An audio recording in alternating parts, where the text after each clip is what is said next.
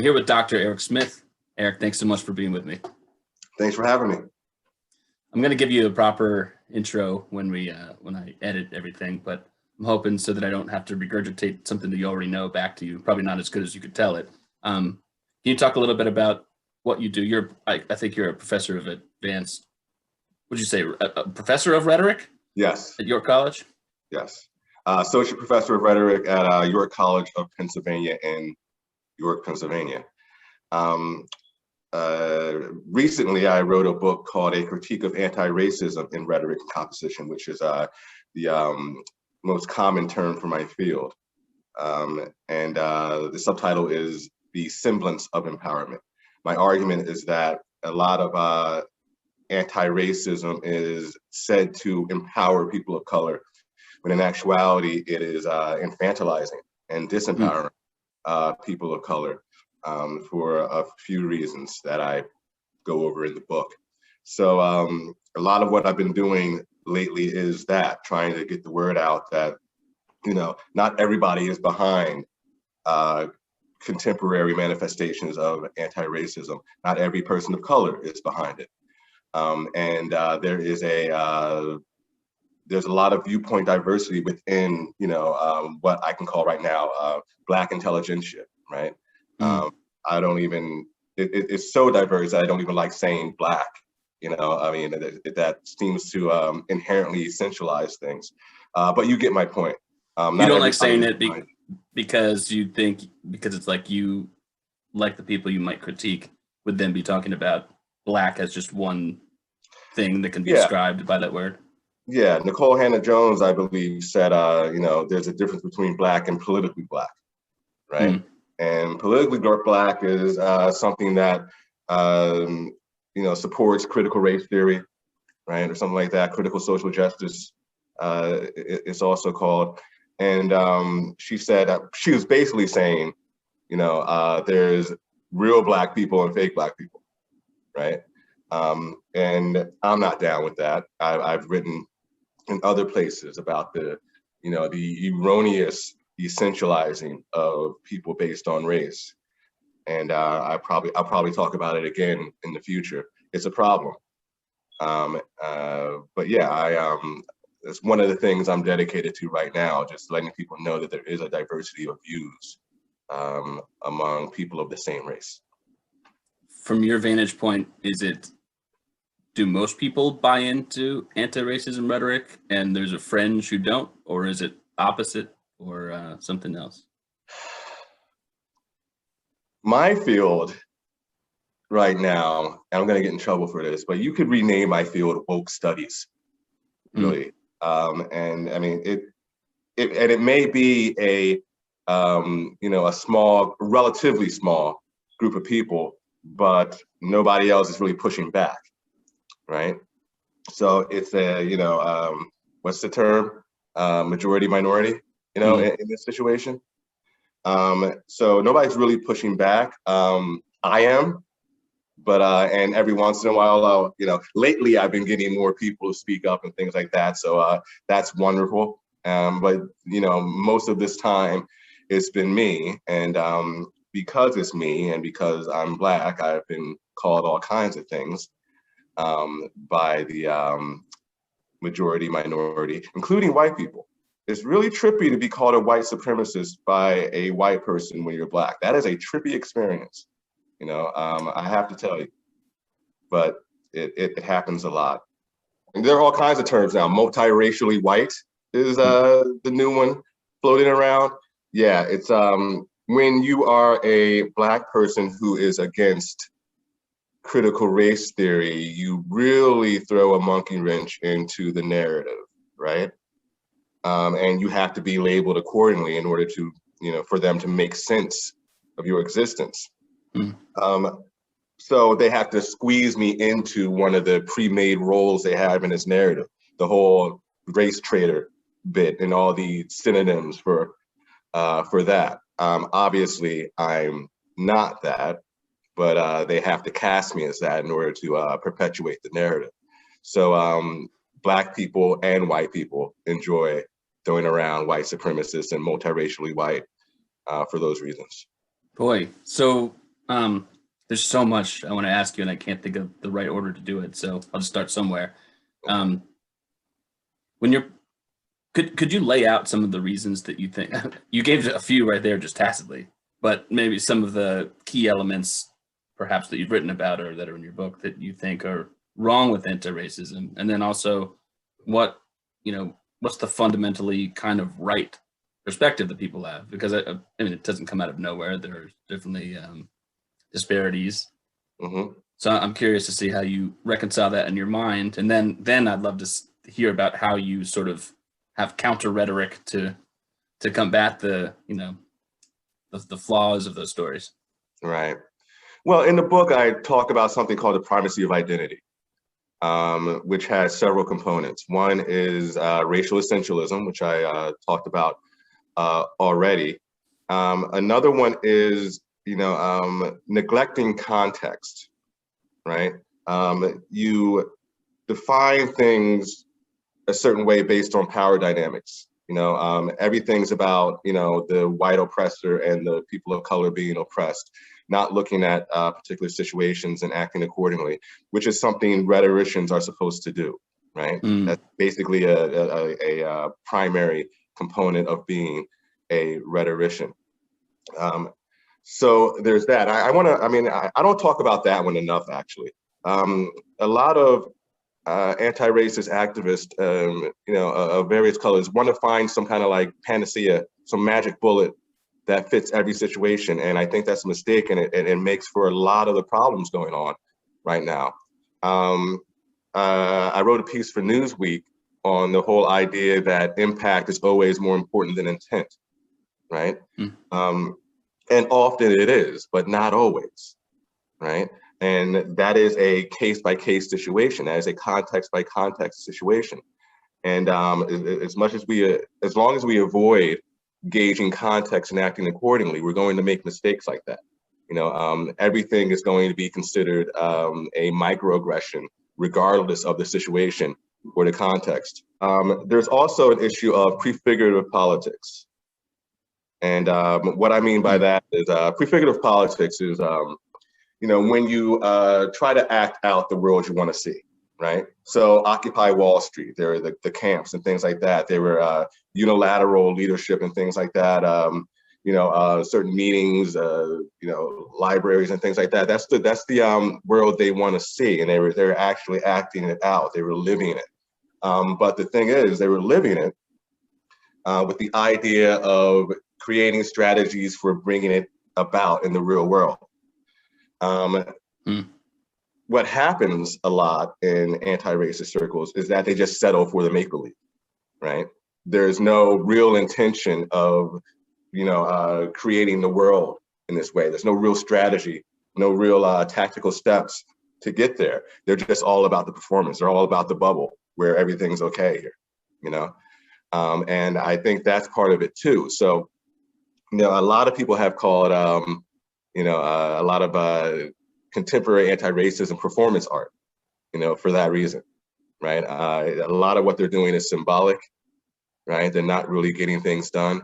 Bill Maher had a joke the other day, like China will build a bridge in a week and Americans will argue over what to call it, what to name the bridge. Right? So it's all about symbolism and group esteem and dignity, right? It's not really about creating concrete change. It's about feeling better, right? It's about feeling powerful when you haven't felt powerful in a long time, right? But obviously, you don't need to do all this to feel powerful. You don't need to, consider white people or the country irredeemably racist, to do that. They're taking this strategy for whatever reason, because it's their odd misinterpretation of critical race theory. It's their embrace of people like Robin DiAngelo and to an extent Ibram Kendi, who I don't think is completely wrong, but has some erroneous views that I think are pretty dangerous. Now I'm rambling, but that seems to be what's going on as well. This is an esteem movement in a lot of ways. You haven't touched yet or you haven't mentioned that you think that these ideas or the pain that people feel or the things that they're fighting for are wrong or bad. You've mentioned the tactics used to deploy the message are the thing that you have difficulty with. Is that fair to say? Yeah, it's fair to say. I mean, let's take critical race theory, for example. It's not, I mean, there are a lot of good things about critical race theory, right? Intersectionality is a good concept, originally conceived, right? When Kimberly Crenshaw coined that term, she was talking about the fact that no one is one thing, right? If you're trying to get to the bottom of a particular case, you have to look at that person's intersections and how that may play into that person's situation. You know, makes total sense, right? Anti-essentialism was an original idea of critical race theory. You know, and then you can't just look at somebody and think you know them because they're a part of a group. That was the part of the original concept of critical race theory. That sounds so counter to what I understand critical race theory to be. Okay. Right, which is why, and I've been guilty of this, which is why it's kind of a misnomer to call what's going on now critical race theory. At best, it's a bastardization of critical race theory. For example, intersectionality is now used not as, you know, I just defined it, but as a marker of ethos. You know, it determines who's allowed to speak and who isn't. It determines who is the, you know, expert at things and who isn't. Who's the bad guy and who's the good guy in the narrative, right? So that's not what it was supposed to be. Mari Matsuda, one of the original critical race theorists, extends the idea of intersectionality when she says, ask the other question. What she means by that is, if you see something that is sexist going on, look for the racism too, right? They may be overlapping in that situation. And if you see something racist, look for the sexism, look for the classism or whatever. And just to be cognizant of intersectionality. That's been twisted into one of Robin DiAngelo's favorite tenets. It's not that whether or not racism happened, it's how it manifested in this situation, right? So that's kind of a bastardization of what Matsuda was talking about. Anti-essentialism, right, is different now too. You may have all these intersections, right, but you're essentially a victim, or you're essentially an oppressor, right? And you are forever cast as those roles, and if you don't embrace them, you're not authentic, right? So all these, you know, these erroneous twistings of critical race theory are now being called critical race theory today, and that's a mistake. So critical race theory is actually what it is now. I guess the version of critical race theory that you're talking about, you could hardly call it anti-essentialism because it casts people in essential archetypal roles, right, and a finite number of them. And I suppose that is how someone like you, in a way, it's not fully essentialism because otherwise you would just be the role of a victim, right, as a Black man. But you are able to put yourself in a different archetypal category by speaking out against the idea of critical race theory. Well, I try. You know, people will still cast me in their narrative. They'll still, you know, project certain characteristics onto me to maintain that narrative, right? So when I ask a question, you know, to my colleagues, follow-up questions after a presentation or something like that, I'm trolling. Somebody else is asking a question. Erec Smith is trolling, right?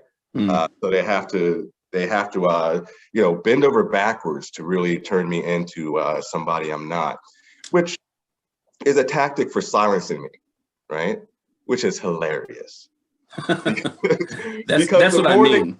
They haven't figured out that the more they do that, the more I talk. The louder I talk. They haven't figured that out yet, which is hilarious. But why are you brave enough to do that? I mean, you seem to be a person who just follows your convictions and common sense and reason. I mean, are you like this with every hot button topic that you have reasonable doubts about? I mean, is there a reason that you're more brave than other people, I guess, is what I'm trying to ask. Well, I mean, tenure helps, right? Mm. So I'm not going to lose my job if I say these things. But also, I mean, I've been noticing this stuff for a long time. And I've been, pushing back to some degree since I was a kid about a lot of these things. But then I stopped doing it. And I tried to focus on other things that I was interested in career-wise, right?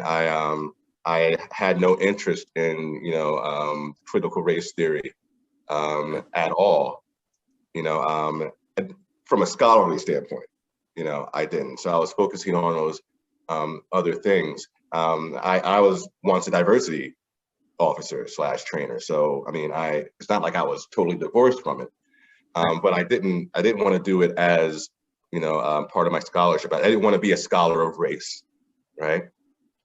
But then March 19th, 2019, I marked this day. It's a very special day because that's the day I decided to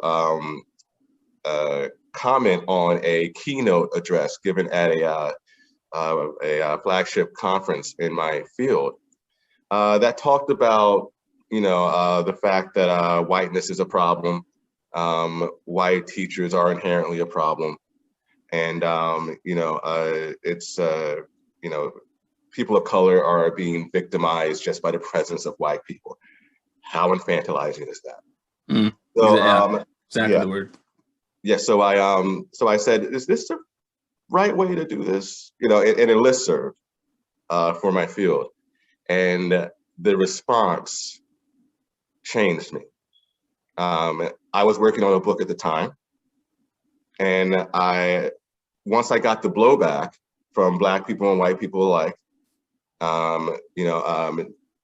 twisting my words, not listening to me, saying I said things that I didn't, saying I did things that I didn't. Strange stuff. I mean, the proof that I didn't say that was in the listserv, right? You can just scroll down and see that I didn't say it. I mean, Right. it was insane, right? And I was writing that book, and I said, I have to revamp this book. I have to write about this disempowering anti-racism. And I do not recommend totally revamping a book with like I a was few just months going to say left that. Yeah. before the Oh, a deadline. couple of months left. Oh my God. I went insane. I almost burned my apartment down. I'll bet, Right? especially I because had something your on the world other. was just turned upside down. Yeah, so I was so dedicated to writing this book. Like relationships fell apart. I mean, I had to finish this book. I had to write this book now. I had to respond to this. I was not going to stay silent. So that book became a critique of anti-racism and rhetoric and composition. And I mean, I looked through it. I looked through it for the first time since I published it like last week or something. And I'm like, okay, yeah, I'm going to write another book where I can parse this out a little bit more. I didn't have enough time, I'm going to be a little clearer. So that's what I'm doing now. I'm working on a book that better explains or more thoroughly explains empowerment theory, which I use in the book as kind of an alternative take on anti-racism. It's really empowerment, right? As opposed to the faux empowerment that's being put forth by contemporary anti-racist act. Empowerment theory comes from Mark Zimmerman, this social worker, Judith A.B. Lee, and others. And it has three components: the intrapersonal, the interactional, and the behavioral. And the intrapersonal is about, being mindful, you're having your own self-efficacy, your own positive self-regard, knowing your strengths and weaknesses and things like that. Being self-aware, being able to self-manage, right? So there's a lot of emotional intelligence going on in here, even a lot of rational emotive behavior therapy, right? But as a rhetorician, I'm basically saying is how you talk to yourself. How do you use it on yourself? And then the second part is the interactional. How do you interact with other people once you've done that. How do you collaborate? How do you gauge a situation and act accordingly? And then the behavioral is, how do you collaborate with other people to get things done, right? So you have to have all three to be truly empowered. And I think what happens with a lot of diversity training, right? Even if it's not CRT based diversity training, even if it's not based on, the concept of implicit bias and things like that. The problem with a lot of, diversity training is that it starts with the interactional. It starts with the how do we, get along. It skips the how do we get along with ourselves part, Which means then that it's the idea of changing, or the story is on the presenter's terms. You could tell someone else a story about themselves, but in your own terms, if you're a presenter or, teacher of critical or of diversity training. Is that what you mean? Well, I'll put it this way. If you don't have a strong intrapersonal component of empowerment, and you go into, a community where you have to interact, or like a diversity training or something like that, right? You don't have that secure base yet. So you're showing up defensive, right? You're showing up, wanting to protect something, right? You're not secure or self-aware enough to really put yourself into the situation. So if you're skipping that, then you're kind of doomed before you begin, right? Right. So that's what I mean. So if you're skipping the interpersonal, it makes for a cantankerous interactional, right? And obviously, the behavioral will suffer as well. The behavioral component of empowerment is there to make sure things don't get too prefigurative, right? We don't just rely on the performance in our little bubble. We actually get things done, right? In my next book, I'll be talking about how to apply the behavioral component to pedagogy, to teaching, and things like that. So yeah, it's an ambitious project, but hopefully it'll be out in 2022. Oh man, I'll eat that up immediately. So what you're talking right now about an empowerment model. I have a program called the Life Process Program, and the entire thing is basically an empowerment model inspired by cognitive behavioral therapy and, as you say, RABT kind of. And of course, you get the charge pretty easily early on if people don't give you the benefit of context. You're a pick yourself up by the bootstraps kind of a person. Yeah. In a way, you kind of have to be, but only to the extent that you can have a reasonable identity, a reasonable sense of yourself and what your skills are and what your resources are and motivation. So I said before we were recording that everything that you say sort of maps on to my idea of what it means to empower people. And conversely, everything that you say about infantilizing people sort of maps onto the way that I see it too. You have the addiction field where, of course, you had a complete moral model. You're a total failure of morality and as a human if you're addicted to something, and addiction always means drugs. Okay, so we give it, there's a new model, it's the disease model. If you take drugs in excess and you have problems, well, you're diseased. And so that sounds like the nice liberal progressive sort of track to go on because it's not so judgmental. My argument is that, well, that actually infantilizes people. It actually has very net destructive harms to tell people that they have no agency over, their own lives, behavior, and the choices that they make, or that something like a drug is necessarily going to infect you. It has an ineluctable draw. That sounds like everything you're saying.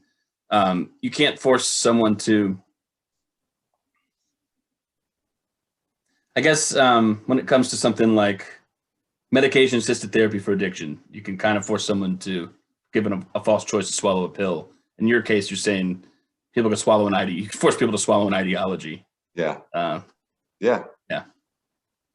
So in the same way that I'm trying to make a push, along with others, to sort of correct this story that we have wrapped around everything that comes with drugs and addiction, you're trying to correct that story too and give people tools and actually empower other people in order to teach it properly, or teach it in a way that at least isn't going to be completely destructive. I want to believe that there's reason to be optimistic about all of that. Do you feel optimistic, or do you just feel maybe it's like something you have to do? Well, I want to make sure I'm clear on the question. Am I optimistic about pushing back on things in general? I mean, I'm doing a lot of pushing back for similar reasons about similar rhetoric, and I'm daunted, by. I don't think that the story about drugs and addiction is going to change in my lifetime. I'm curious if you feel that sort of sense of pessimism about the efforts that you're putting forward, or if you're more optimistic than I am. I guess I would say I'm more optimistic. That's good. There's people are starting to speak up, right?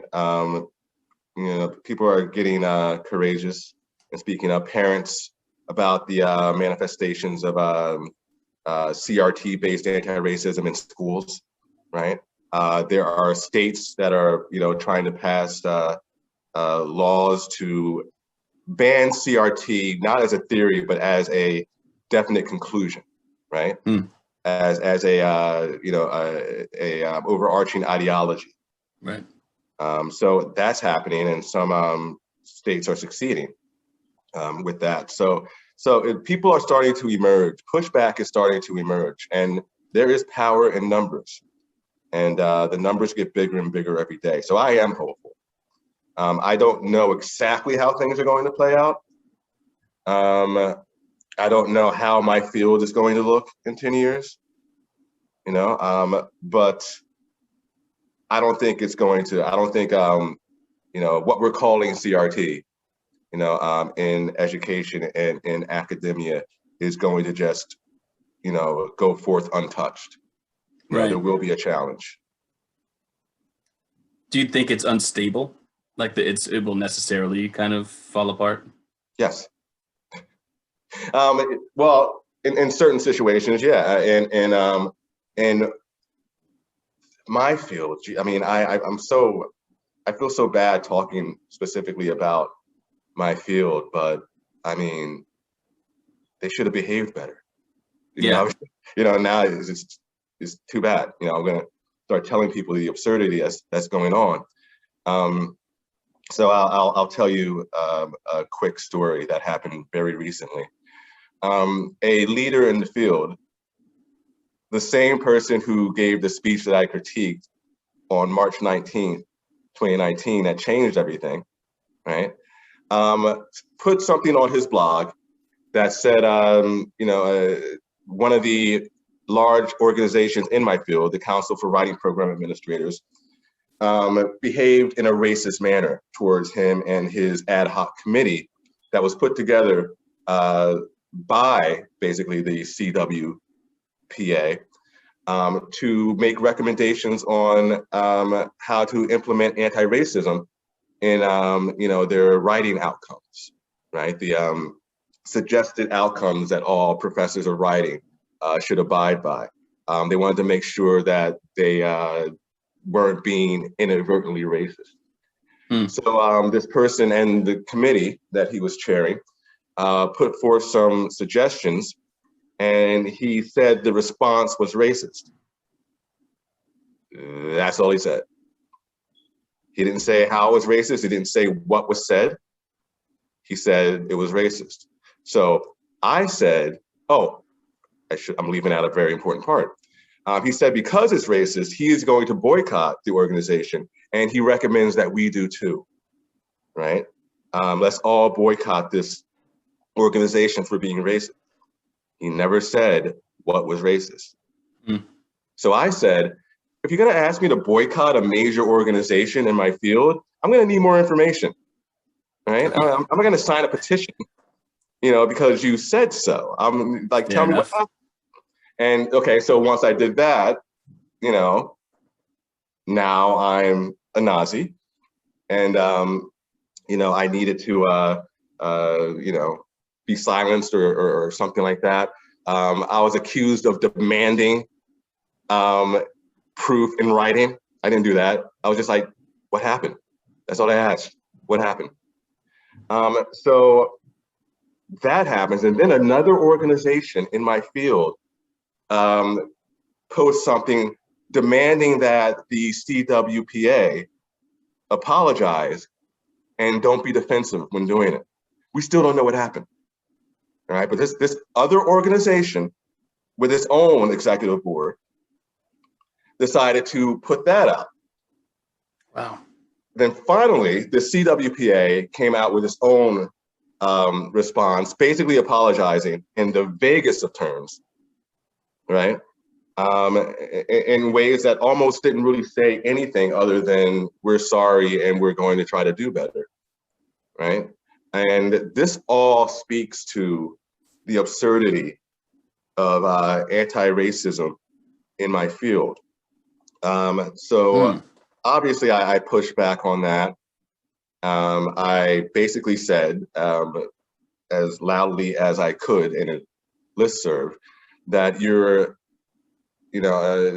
this is due process is not inherently racist, right?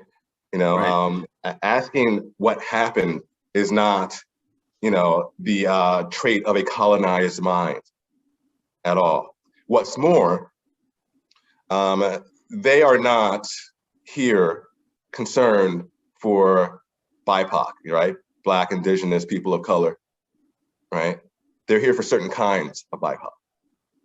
BIPOC of certain ideologies, and other ideologies are left out. Other BIPOC are left out because they're multiracially white or something like that.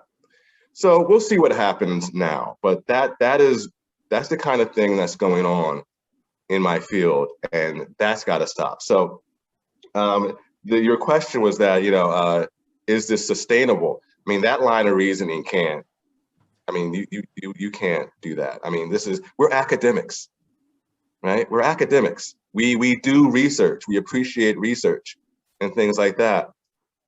A lot of people push back with the idea that, we know something happened, right? Because somebody said it happened. And we've done the research, in critical race theory and things like that, so that we know what happened. Critical race, doing that research makes you knowledgeable for sure. It doesn't make you psychic, right? We still need to know what happened, right? But to question a person of color who said that racism happened, that is in itself racist. That's a sign of white fragility. Right? Have you seen anything like this before? Other kinds of rhetoric that are just wrapped around society this way, where you can't do any wrong by saying a few keynotes and you can't do any right by opposing the keynote, those kinds of things? Besides the Salem witch trials and the Spanish Inquisition, not really. Yeah. I don't know. The Reign of Terror. A lot of Robespierres running around these days. Well, I ask you because I'm not. It's funny. I mentioned that I'm late to the party when it comes to actually giving this critical thought, real critical thought, not critical race theory thought. And it's so ironic that it's in part due to all of the privileges that I have. Now I work to deserve, even if that can't fully be realized, every single privilege I have, whether it's financial or my environment or the color of my skin, whatever. But I haven't had to think too much about this because I just sort of sign on the dotted line for people who say that they're on the right side of justice. And so now that I'm listening to you, John McWhorter, Glenn Lowry, Coleman Hughes, people who are, on the wrong, quote unquote, side of the aisle ideologically, but who are also BIPOC, who are speaking out against this kind of rhetoric, I wonder, Jesus, what else have I been missing? What else have I not been given reasonable thought to? How often does this happen that I'm just sort of settled in with a story, and I just like to think it's nice to have stability in my mind, but really that's just not how the world works. It's kind of nice and kind of horrifying at the same time that you say the only thing that you've seen that sort of compares to this are things like the Salem witch trials and the turbulent times in history. Yeah, I really haven't seen anything like this. Not to this scale anyway. So what's an ameliorative kind of track that we could be on? When you say that you're talking about how to properly teach in a way that can be responded to and thought about, the concerns that people have, what does that look like to you in the best case scenario? Just regarding teaching specifically?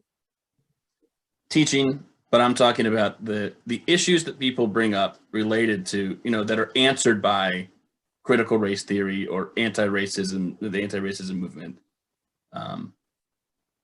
Obviously there's just a more parsimonious, better way of thinking about these issues and potential solutions for them, thinking about who's affected, what do we do, how do we treat each other? And it's just none of that logic is seeping through. It seems like you have an idea about how to be more constructive about this, and I'm curious. I'm really embracing empowerment theory regarding that, because it's kind of it transcends race to a large degree. What I mean by that is, you will be better able to deal with race situations if you take things contextually. You can't create this, one mode of diversity training and apply it to every situation. It's a bad idea. You have to gauge that situation and act accordingly. The intrapersonal component of empowerment can be strengthened, which benefits everybody, right? Whether you're talking about race or not, it benefits everybody. Then you're better able to gauge a particular community, right? Understand them, interact with them, and act accordingly. For example, compose a diversity training that is specific to the dynamics of this particular workplace, right? Or this particular school, right? And the behavioral component it forces what's called reality testing, right? You're not projecting things onto the world, right, that aren't really there, right? You're not ignoring statistics because they don't back your narrative. Right. It's outward facing, the behavioral component. You're actually trying to get things done in society. So you have to collaborate in order to get things done. The pedagogical manifestation of the behavioral component of empowerment is problem-based learning, right? You see a real problem with real stakeholders in a real place, and your students, either individually or in groups, work to figure out how to solve that problem, right?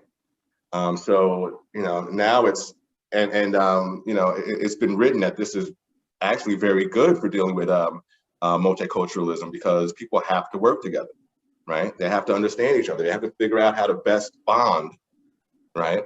And you don't have to like somebody to bond with a person. If it's about a project like this, you're actually trying to get things done in the real world, right? My field is what's something big in my field right now that I'm behind for the most part is linguistic justice, right? Not looking down at somebody because they don't speak in the dialect you prefer. They don't speak in a dialect that is deemed standard. I'm all for that. Can you give me an example of that? African American vernacular English. That's what I was thinking. So yeah. like just code switching between. Okay. Oh no. Code switching is racist. You can't. Code switching is racist. You can't do that. You have to. That person needs to always speak the way they speak, which is I'm fine with that. With that part of it, I'm not fine because now the idea that teaching and expecting students to write in a standardized form of English in a classroom setting is inherently racist, right? So and you're talking about post-secondary setting or just any school setting? Well, I've only seen it post-secondary, but I don't know how it's manifesting in middle schools and high schools and things like that. But I have some issues with that to a large degree. And I have some issues with that because, writing's different from speaking in a lot of ways. Speaking is immediate, there are paralinguistics going on, there are other ways to interpret what somebody's saying, body language, things like that. But writing is for an audience deferred, right? You're writing for people you may never meet, right? And you do well to gauge to the best of your ability what dialect will be most effective here. Because like problem-based learning and behavioral component of empowerment, you're trying to get something done, right? Right. You're trying to get something done with this writing. You're trying to persuade people to do something or think something, right? So you have to act in a way to meet them where they are, or write in a way to meet them where they are, right? And that's what's beautiful about problem-based learning, because if you're doing a recommendation report for a real group of stakeholders who have a problem that you are trying to solve, more than likely, they're going to expect a version of English deemed standard, right? More than likely. So it might be good to make sure that students have a firm grasp of that standardized English. It's really that simple. But what I just said, that perpetuates whiteness and is therefore racist. That's so interesting. So what you're really basically saying, speak the way you speak, and to the extent that we can understand each other, right? Whatever. I mean, when it comes to writing, your writing usually, I mean, if you're a reasonably good writer that people want to read, or if you're actually writing to solve some sort of a problem, you're going to have to be not only coherent, but you have to be, you're sort of writing in the same quote unquote languages, the same structure. It's almost like music. I was talking to a person I used to play music with recently, and we had a band. I live in Vermont where we're 97% white, but our band was every color of the rainbow. We had gay men and women, and it was so interesting. And none of us ever really thought about that. It wasn't like the what do you call it, performance art. We weren't trying to do that. It just happened. And when he and I were having a conversation about how interesting that is, that happened, and we come from so many different cultural backgrounds, but we just played music, and music was sort of that language we all vibe to. You can't just like play a wrong note because culturally or something like that, you play music differently. We have to agree on something and put it out there to an audience who wants to hear it. And that sounds like what you sort of mean in writing. Right. I mean, that's an interesting analogy. I like that. I may use that if you don't mind. No, I hope you do. In the future. I mean, and it's tricky, right? I mean, if you're giving a speech, I don't think you have to speak in a certain dialect to get your point across. Unfortunately, there are people in the audience who will judge you based on that, and that is a problem. And we should work to remedy that. Who knows? Languages change all the time. Maybe in the next generation, acceptable English deemed acceptable, right? In civic and professional spaces will, lean more towards African American vernacular English, right? Maybe that will happen, and that's fine, because languages change organically like that, and that's a good thing. But to ignore the world that is, because you're being too prefigurative, right? To ignore the word that is because, you want the world you want to see, right? That's not wise. I'll just put it that way. And saying that's not wise is considered a perpetuation of white supremacy. What do you see that either that have already played out this way manifestly, or are potential second order harmful consequences to doing nothing about this or not pushing back? Well, academia becomes church, basically, right? Like I said before, if I ask a follow-up question after a presentation, it's considered trolling, especially if it's a difficult question, right? You're just supposed to clap and say, hey, thank you. Or the questions you ask are some version of, how can I be more like you? Or something like that, that's what it will turn into. I mean, think about it. If you go to church and the pastor is speaking, you don't stand up and say, I don't agree with your interpretation of Matthew 3:16. You don't do that, right? That's more than frowned upon. You just don't do that. Now academia is becoming like that, and I guess if there was no pushback, we'd end up in that kind of situation. So the people would have nuanced problems that they would like to be solved, but are, as you say, disempowered to even bring them forward? No. Yeah, I mean, this is all speculation, right? I mean, I don't know. Some people will go as far as to say that it's, contemporary anti-racism is already a religion, right? And more than one person has said that. But I mean, I'm starting to see it manifest in my field right now, and it's really disappointing. Have you seen people be silenced who really are doing important work? I just witnessed a lot of this. People who are not only silenced, but now are worried that in their field are no longer able to really do much of anything. Whereas before they were some of the best collaborative problem solvers in the field that I knew. And even though there are probably a majority of people that they work with or for or among who believe that these people are doing good and they want to collaborate with them, it's just so, dissenters have to be ignored or, can't be acknowledged. So people are worried to work with them. Have you seen this happen in real time to real people? And do you have any examples of it? I mean, you were a good example of it, I suppose. Yeah, me. And I think if people work with me, I've been told I'm on a no cite list, right? Don't cite Erec Smith's work. I've been told that. I haven't seen this list, so I don't know for sure, but I don't think the people who told me, would lie about that. So, I mean, there's that. I guess it would be kind of dangerous for, a non-tenured scholar to work with me in some way, right?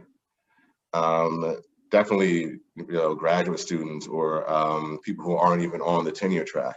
It may be a little dangerous for them to do so. So I understand if they want to distance themselves from me at this point.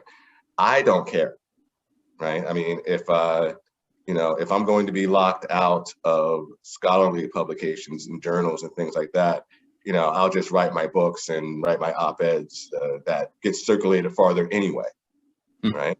And don't take a year and a half to come out. Right.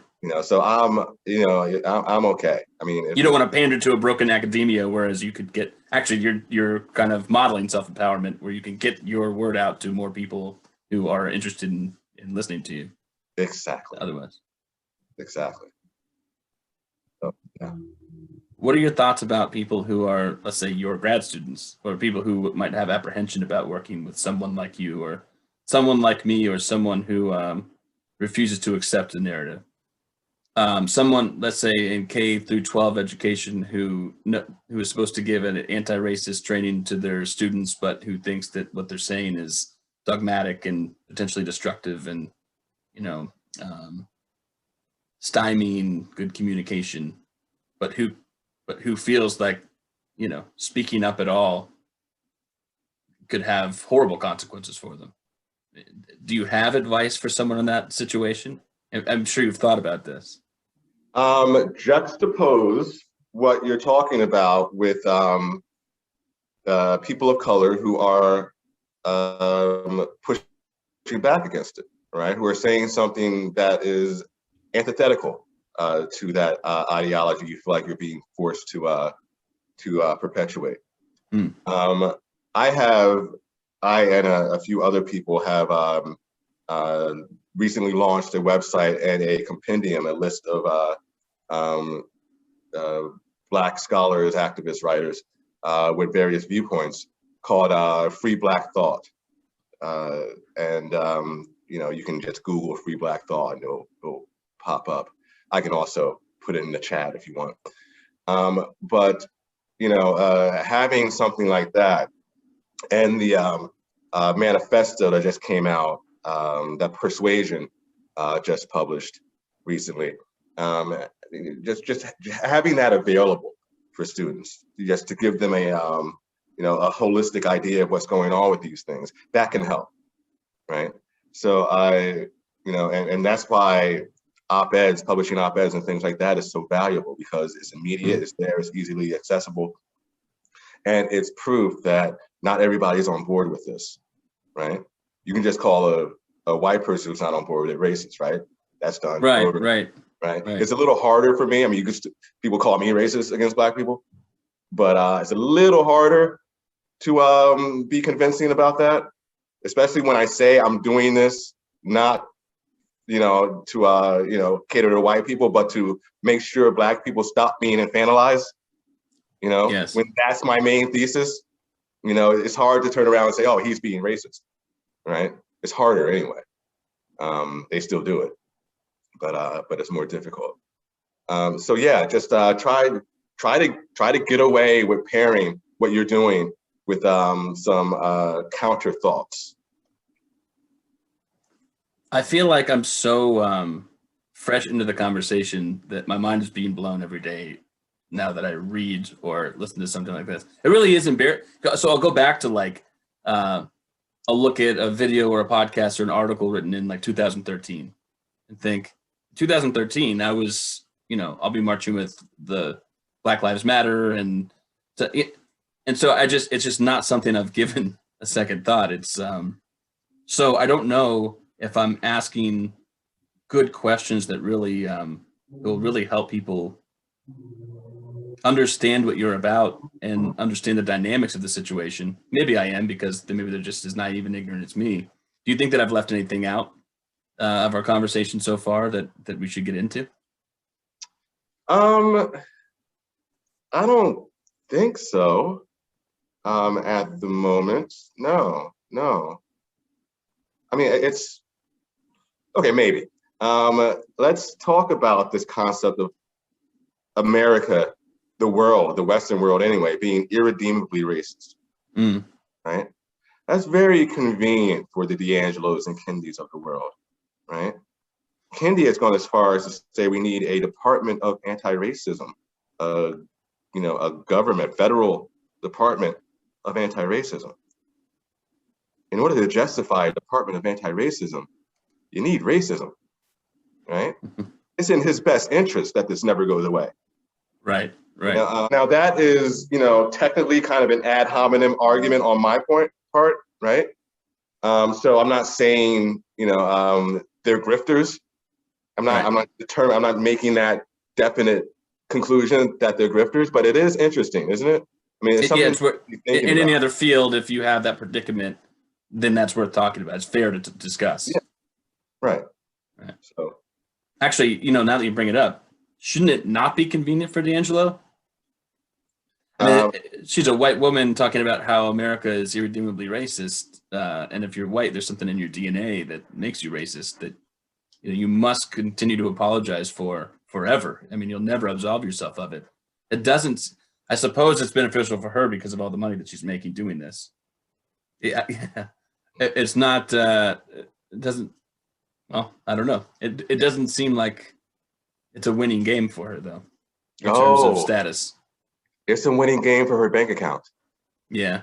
And what's she making? 15,000 an event now, or?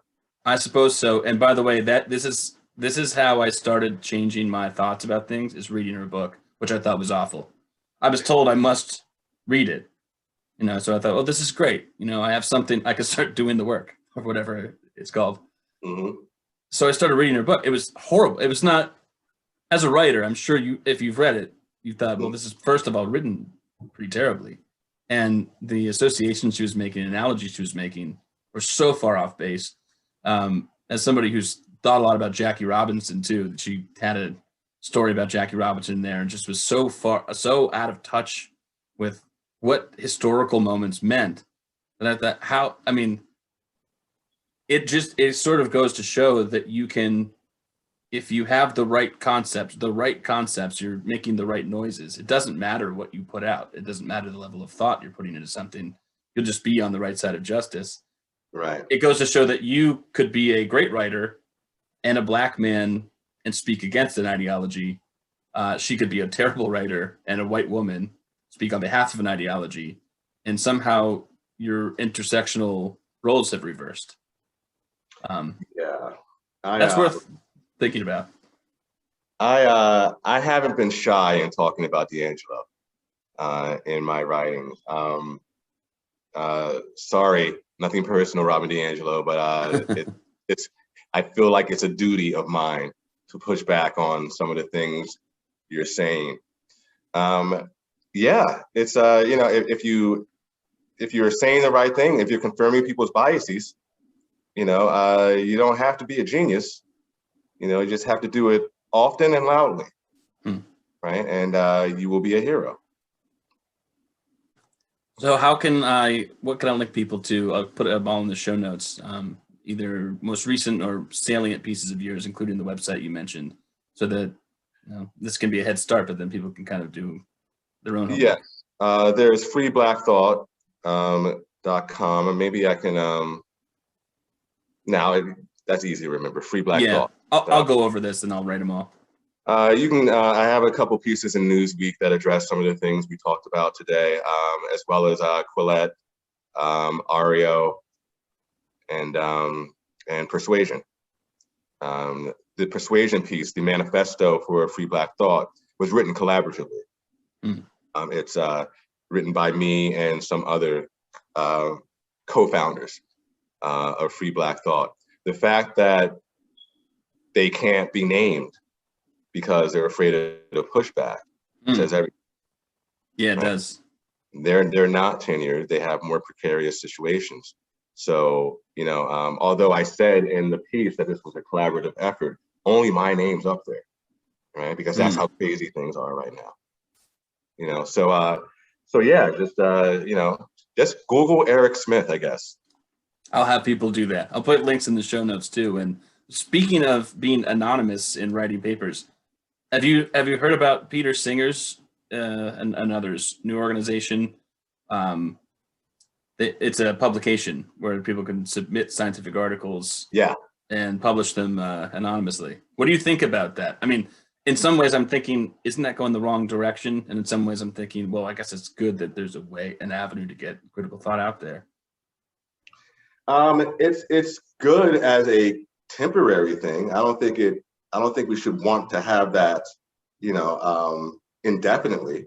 It's a stopgap, yeah. Yeah, it's a stopgap. Right. Yeah, that could actually do more harm than good, you know, you know, if you think about it. But right now, yeah.